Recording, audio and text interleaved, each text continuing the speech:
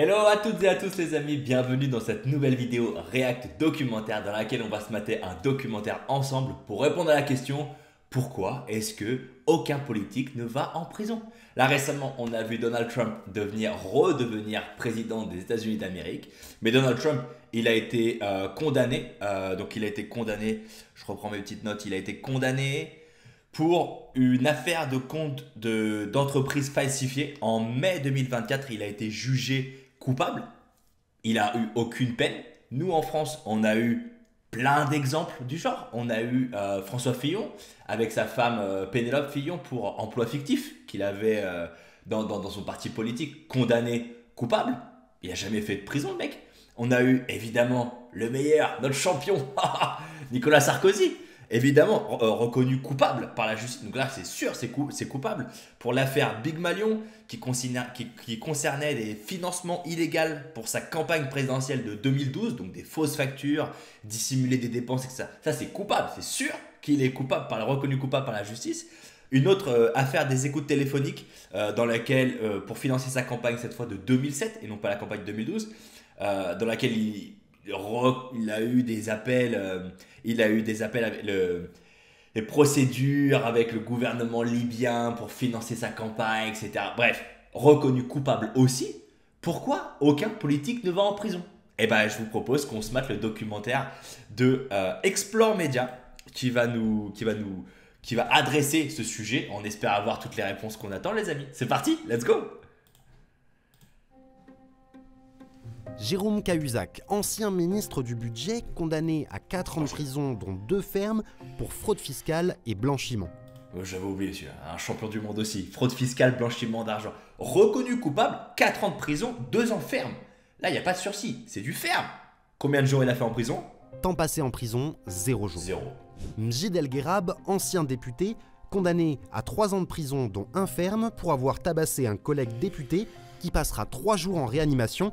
Temps passé en prison, 0 jours. Le mec, il a carrément tabassé un mec. Le mec, il a fini en réanimation, c'est pas ça? Ouais, réanimation, je crois. Temps passé en prison, 0. Reconnu coupable, hein, c'est sûr. 3 ans de prison ferme, 0 jours en prison. Pourquoi les mecs ont des cartes prison du Monopoly? Pourquoi? Étienne Dedieu, ancien maire de Saint-Lizier, condamné pour agression sexuelle sur octogénaire, prise illégale d'intérêt et vol de l'église du village. Temps passé en... Ouais, mais en plus, c'est vraiment les pires ordures du monde. Franchement, c'est impardonnable. En prison, 0 horrible. jours. La liste des délinquants politiques qui n'ont jamais vu la prison est longue. Corruption, fraude fiscale, trafic d'influence. Depuis 2008, au moins 2260 Franchement, dit comme ça, c'est pas la mafia sans déconner les politiques. Franchement, j'ai l'impression d'entendre Tony Soprano. 10 élus ont été condamnés par la justice en France. Parmi eux, plus de 700 ont été condamnés à de la prison ferme. Oh, regarde le pourcentage. Mais c'est abusé. Mais les gars, prenez directement des criminels, ça ira plus Une vite. poignée d'entre eux a fini en cellule. Parmi eux, des têtes d'affiche, comme Bernard Tapie, Bon, bah, Claude Guéant classique. et bien sûr Claude Guéant, Patrick bien sûr. Balkany. Mais Balkany, de manière générale, Balkany, rares Balkany. sont ceux qui finissent en cellule, et même quand ils sont condamnés. Mais alors, pourquoi si peu de politiques finissent derrière les barreaux? La première raison, c'est que les politiques ne sont pas des justiciables comme les autres. Bah, faux. Déjà, dans le grand jeu de la politique, tous les personnages ne se valent pas. Le plus dur à attaquer, c'est le président de la République, qui dispose de l'immunité. Ah oui. Mais d'ailleurs, je crois que c'est ça que Trump veut utiliser. Donc il veut annuler ses charges, enfin ce dont il a été reconnu coupable. Je crois qu'il veut annuler ses trucs maintenant qu'il est devenu président. Le cheat code ultime. Que pour tout ce qu'il fait en tant que président, il est intouchable. On appelle ça l'irresponsabilité. Si dans le cadre de ses fonctions, je dis n'importe quoi, un président de la République donne une gifle à quelqu'un dans la rue, eh ben, il ne se passe rien. C'est tout. La seule instance qui peut mettre en cause le président de la République, c'est le Parlement qui peut le destituer.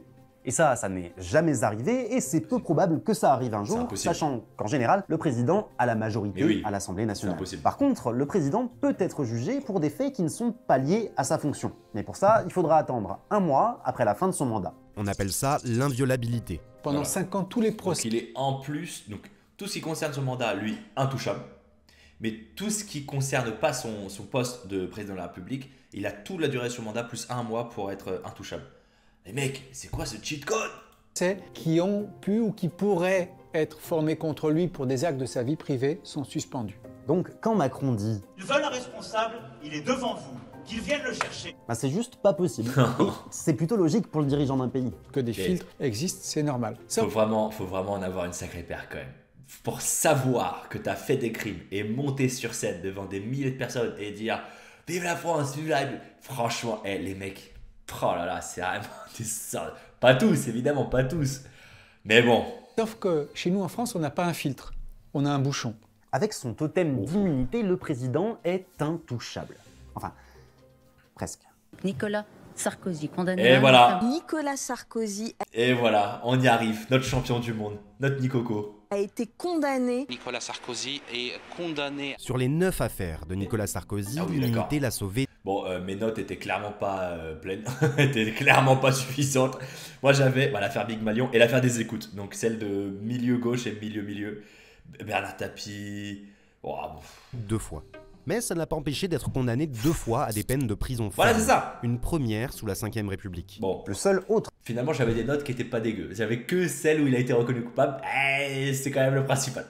président à avoir été condamné à de la prison, c'est lui. Mais Chirac n'avait pris que 2 ans de sursis pour détournement de fonds et abus de confiance en 2011. Mais les Franchement, ils sont tous là-dedans, quoi. Oh, c'est infernal. C'est infernal. présidents ne sont pas les seuls à avoir ce précieux totem. Les parlementaires, c'est-à-dire les députés et les sénateurs, l'ont aussi, Ah oui, mais parce il que est un l'autre, petit là. peu moins puissant. L'autre qui a tabassé le mec, il était député, il me semble. Tout ça vient du 19e siècle. C'était au départ une protection démocratique. C'était pour éviter que les règlements de compte politiques ou des règlements de compte qui sont personnels, des vengeances, des choses comme ça, ne se traduisent par des plaintes au pénal. Alors, qu'est-ce qui se passe si un parlementaire commet une faute? Eh bien, ses collègues vont pouvoir voter la levée de son immunité. Nul, même s'il est parlementaire, ne peut être indéfiniment au-dessus de la loi. Sous la 5ème République, l'immunité parlementaire a été levée 49 fois. Ah ouais, quand même. Ah, donc ça, c'est réel. Ça, c'est réel. D'ailleurs, la première fois, c'était en 1959 pour un certain François Mitterrand, alors Putain, mais ils sont tous... Mais putain, pour être président, il faut être criminel, en fait. C'est un délire. sénateur de la Nièvre. Pour certains, c'est presque devenu une habitude. Jean-Marie Le Pen, Oh sa voilà. fille Marine et Bernard Tapie comptent Ah oui, non, mais là, on a des champions. On a des champions. 3 levées d'immunité chacun. Un record quand on sait à quel point les parlementaires peuvent être frileux à l'idée de renvoyer les collègues devant la justice. Et c'est ça C'est le clair. plus gros problème avec le système d'immunité parlementaire. Prenons l'exemple de Feu Serge Dassault, milliardaire et ex-sénateur de l'Essonne, accusé entre autres d'achat de vote, de corruption et même de tentative d'homicide. Bon là, c'est plus des casseroles, c'est des marmites. Les 26 sénateurs chargés de se prononcer sur son immunité ont dû voter 3 fois avant qu'elle ne soit levée. Ouais, 3 fois. En fait, comme le vote est secret, ses alliés de droite comme de gauche ont voté contre, jusqu'à ce que, pour le 3e vote, on passe à un vote public à main levée. Ah, d'accord. Et là, comme de par hasard, Mais donc, en fait, même pour lever l'immunité, en gros, c'est... si tu lèves mon immunité, moi, je lève la tienne, t'inquiète. C'est vraiment... mais c'est la mafia, en vrai. Mais putain, c'est la mafia. ils ont changé d'avis. Nous sommes attachés au secret du vote qui est, j'allais dire, constitutionnel. Imaginez que les personnes bien sûr. avec qui vous travaillez, on va dire attends, cette personne, elle pourrait avoir commis un crime délit. Votre copain, votre copine, votre collègue. Votre premier sentiment de dire attends, mais je la connais, je lui ai serré la main et je vais la revoir à la buvette de l'Assemblée la semaine prochaine, je vais la regarder dans les yeux, je vais lui dire quoi? J'ai voté contre ton immunité? C'est pas possible. Il y a des rapports de proximité qui, nécessairement, c'est pas une critique, c'est un fait, faussent le jugement et l'impartialité des personnes qui sont chargées de rendre une décision. Mais tout le monde Mais complètement, il y a complètement conflit d'intérêt de dénoncer ou pas tes potes. Mais, enfin, potes et collègues. Il y a forcément des rapprochements et marques qui sont, évidemment.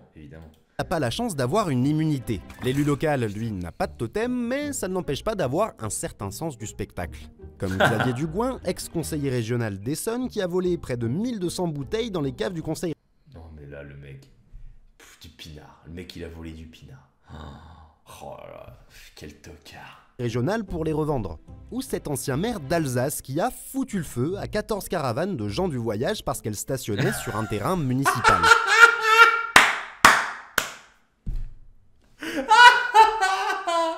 Il a foutu le feu au fort.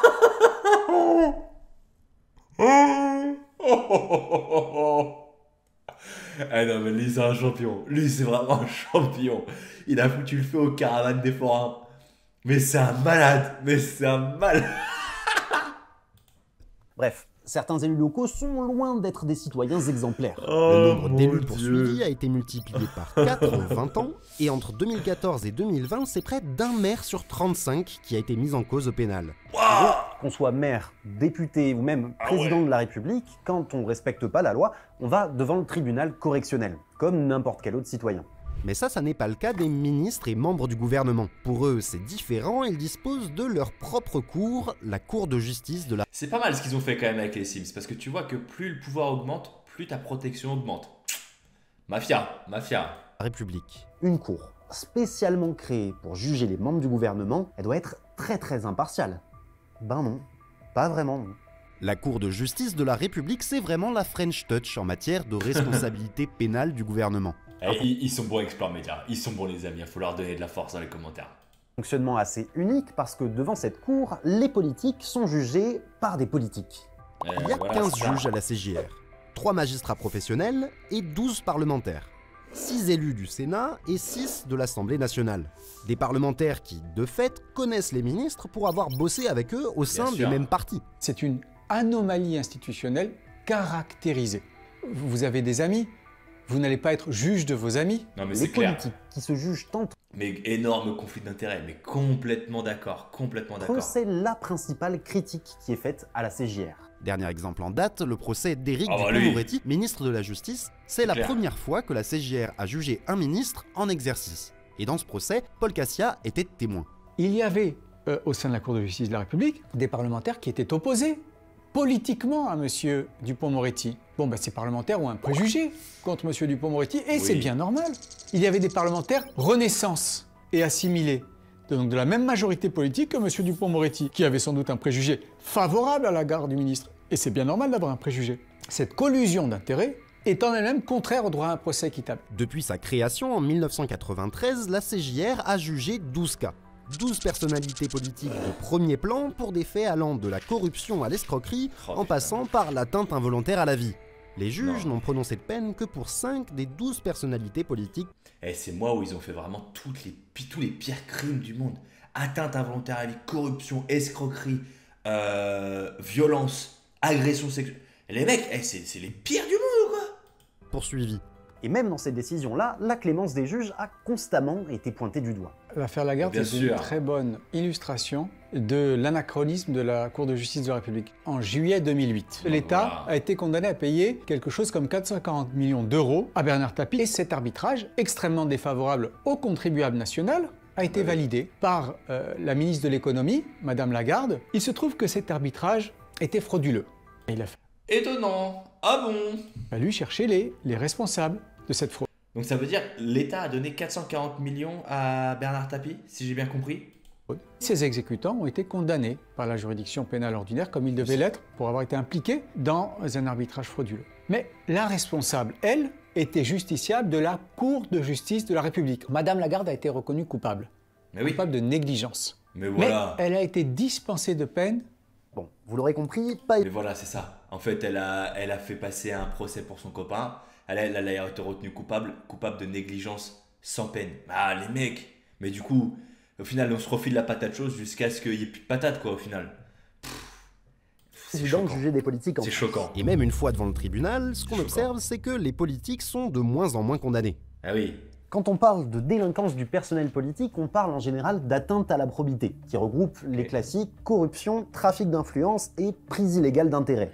Et on a beau en parler beaucoup plus ces dernières années, avec des affaires hyper médiatisées, on assiste paradoxalement à une chute des condamnations qui ont diminué d'un tiers entre 2000 et 2018. Et si on condamne moins, c'est pas parce que nos politiques sont devenus exemplaires. Oh, j'y crois le pas. nombre de cas d'atteinte à la probité reste plutôt stable. C'est le nombre de relax, c'est-à-dire de prévenus déclarés non coupables, qui augmente. 26,2%, c'est 3,5 fois plus de relax que pour le reste des infractions pénales. Devant un tribunal, une procédure dure en moyenne 1 an. Mais donc ça veut dire que les mecs, ils font toujours autant de crimes. Ceux qui sont reconnus coupables, ils vont moins en prison, mais il y en a moins qui vont en prison. Enfin, il y en a moins qui sont reconnus coupables. Pour les affaires d'atteinte à la probité, on est sur une durée de 5 à 6 ans. Voilà, 6 ans pour un procès. Et les mecs, Au bout de 6 ans, le truc, il tient plus debout, enfin... Des cas complexes, difficiles à juger, avec de nombreux protagonistes particulièrement bien défendus. Bah, bien Les sûr. politiques font appel environ 5 fois plus que la moyenne. Bref, juger les politiques en France, c'est toujours une tannée. Mais c'est pas forcément le cas partout. En Norvège, par exemple, c'est tolérance zéro. En 2020, on a vu un ancien député être condamné à 11 mois de prison ferme pour des notes de frais fictives. Alors qu'en Ça va encore. Vraiment, le mec note de frais fictifs, bon. Il s'est tapé un petit resto à l'œil et le mec, 8 mois ferme. Blah bon. France, il y a une certaine culture de la magouille. Et c'est un fait, Bien sûr. les Français Mais clairement, les Français tolèrent plutôt bien la corruption. tolèrent plutôt bien la corruption. Bah, je sais pas s'ils tolèrent, je pense qu'on la subit plutôt qu'on la tolère. 31% des Français ne dénonceraient pas des faits de corruption s'ils en étaient témoins. Ah bah, non, apparemment on tolère. La majorité d'entre eux se dit opposée à la délation par principe. Non mais voilà, c'est ça aussi, c'est dénoncer les gens. Ah, on n'est pas des poucaves aussi. Je veux dire, enfin, normal, on va pas dénoncer le voisin ou le copain, c'est normal. Mais bon, pas pour ça, pas pour autant qu'on tolère non plus. Seuls 49% des Français jugent très grave d'accepter des pots de vin, contre 67% pour la moyenne européenne. Passive à la vie, c'est le milieu politique qui induit ça, c'est pas les personnes. Ça, c'est la force des élites, c'est de faire croire que l'espace social dans lequel il vit est particulier, qu'il a ses règles propres. Et que donc, la justice ordinaire n'y a pas sa place. Pardon. Et les premiers... Non, mais c'est vrai, c'est quelque part, si on nous embobine, on va y croire. Mais il a totalement raison. Totalement raison. À être tolérant à la corruption, c'est les politiques. En réalité, ils ne se perçoivent de fait pas comme étant des délinquants comme les autres. Et même quand ils sont en prison, on constate à travers des enquêtes qui sont menées que la manière dont ils sont traités en prison, tant par leurs co-détenus que par les gardiens, etc., est totalement différente des autres détenus. Bien sûr. Donc, je dirais qu'il y a quelque chose qui n'est pas juste lié à la justice. Nicolas Sarkozy, quand il est condamné à 1 an de prison ferme dans l'affaire Big Malion, on l'amène pas en cellule, non. On l'invite au plateau de TF1 pour le journal de 20h. Mais voilà, mais c'est abusé. Mais c'est abusé. Mais c'est tellement... Mais oui, c'est vrai, quoi. Putain. On me condamne à 3 ans de prison. C'est une injustice. Et il va terminer, et ça c'est magnifique, l'interview en demandant aux journalistes... Si vous n'aviez pas la conviction que j'étais un homme honnête, est-ce que vous me réserviez un train d'accueil? Tout est dit. Il y a vraiment un traitement différentiel à tous les niveaux, et pas seulement au niveau de la justice. Ce traitement différencié, c'est aussi ces peines de prison ferme purgées à domicile, comme Jérôme Cahuzac qui a passé un moment à l'ombre, mais à l'ombre du soleil de Corse. C'est ici, derrière les murs de cette villa, que l'ancien ministre purge sa peine sous bracelet électronique. Des peines de sursis ou aménagées, presque indolores, qui se traduisent aussi par le fait que chez nous, des élus condamnés n'ont aucun mal à se faire réélire. Comme Trump, hein. Non, mais le mec, prison ferme, le mec il l'a passé dans sa villa en Corse. Les mecs, on est où? Ah, évidemment, on va réélire des mecs, mais comme Trump, hein, on réélit des mecs qui ont été condamnés. Hein. Mais on n'est pas meilleur que les Américains. Hein. Les politiques véreux ne finissent pas en prison. Mais au final, est-ce que c'est si grave? L'emprisonnement, c'est vraiment la pire des solutions pour tirer les conséquences d'un délit ou d'un crime. Parfois, c'est nécessaire, mais s'il y a des alternatives à l'enfermement, il faut les privilégier. Et je pense que la mansuétude dont il est fait preuve à l'égard des politiques dans l'aménagement des peines, c'est-à-dire soit par du sursis, soit par un bracelet électronique, cette mensuétude-là, elle devrait être la règle commune. Je comprends pas par contre pourquoi il veut absolument éviter la prison. Ça me paraît pas très intuitif. En tous les cas, que la prison ou le système pénal, de manière générale, n'a pas un effet dissuasif sur le passage à l'acte délinquant, quel qu'il soit. En réalité, ce qu'on aimerait... Mais il n'est pas dissuasif parce que tout simplement, on sait qu'on n'ira pas. Enfin, les mecs, les politiques, ils sont pas dissuadés parce qu'ils savent qu'ils iront jamais. C'est évident. Vraiment bien maintenant, c'est que tous ces hommes d'affaires pourris, tous ces hommes politiques pourris, ils aillent un peu voir en prison comment ça se passe, parce que ça suffit. Mais bien sûr. Mais ça, c'est qu'un instinct de vengeance primaire, quoi. Et peut-être qu'on fait pas grand-chose d'intelligent avec ce type d'instinct. Pour résumer, si les politiques ne vont pas en prison, c'est parce qu'ils sont protégés, qu'ils sont très peu condamnés et qu'on a tendance à les pardonner. Alors, si vous trouvez ça injuste, rappelez-vous qu'il y a une sanction qui, elle, marche vraiment, c'est la sanction électorale. Et elle, c'est vous qui la prononcez. Ouh! Bang, bang, bang! Non, mais c'est vrai, il a raison. Il a raison. Putain, mais je me rendais pas compte à quel point ils étaient tous véreux à ce point et protégés. En fait, ils ont une immunité totale, les mecs, quoi. L'autre, c'était qui? C'était Cahuzac. Ferme, prison ferme, passé dans sa villa en Corse. Les gars, on le voit sur TikTok en train de faire une danse. Sans déconner. Ah, c'est du délire, c'est du délire. Bref, bon, les amis, j'espère que vous avez kiffé cette petite vidéo. Ils nous ont vraiment régalé, hein. Explore Media, encore une fois, c'est une chaîne qui fait des documentaires géniaux. Je mets le lien de la chaîne et le lien de la vidéo en description, les amis. Allez les régaler. Merci d'avoir regardé la vidéo. Je vous embrasse très fort. Passe une très bonne journée ou une bonne soirée. À la prochaine. Bye bye.